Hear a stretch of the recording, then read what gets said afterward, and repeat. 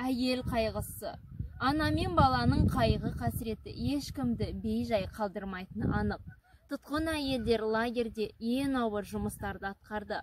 Бақша мен алма бағын суару үшін арықтар мен тоғандарды өз қолдарымен қазды.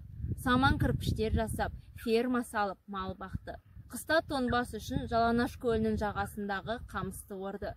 Бүгін міне сол көлдің бойындамыз. Жергілікті тұрғындар да жазықсыз әйелдердің тағдырына немқұрайлы қарамаған еді. Алжир тұтқындарының бірі Платайс Гертруда лагер жанындағы көлдің арғы бетінде орналасқан Жаңажол ауылының тұрғындарының көмегі туралы еске алды. Тұтқындардың көбі сол ауыл тұрғындарының арқасында аман қалды. Бірде әйелдер көл жағасында қамыс орып жүргенде оларға балаларын жандарына ерткен, бастарына бөрік киген қариялар келді. Иықтарында асынған дорбалары болды. Ал дорбада тастарға ұқсас ауыр нәрселер жатқан. Балалар сол таспен бейшара тұтқын әйелдерді шөкелей бастады. Осы көріністі бақылап тұрған конвоирлар: көрдіңдер ме? Сендер халық жаусыңдар. Сендерді Мәскеуде де, ауылдағы қарапайым қазақта жақсы көрмейді. Тіпті балалардың өздері сендерге тас лақтыруға дайын, деп келеке етті. Мына кісілер балаларына қорғансыз адамдарға тас лақтыратындай қандай тәрбие берген, деп ойлаған әйелдер көздеріне жас алды. Әйелдердің бірі аяғы шалынып құлағанда оның мұрнына сүттің, сүзбенің иісі келді. Ол дереу жасырын жинап алып, кешкісін барактағы қазақ әйелдеріне көрсетіп, қарапайым ауыл тұрғындарының мейірімділіктеріне куә болды.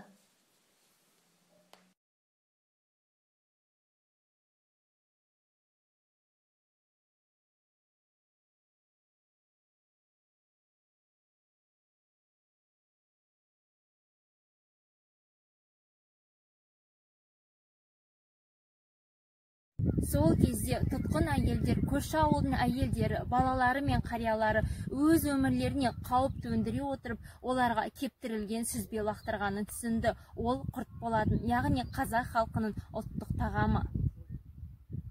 Ауыл тұрғындары қамыс арасына нан, май, кейде ет те қойып кетіп отыратын.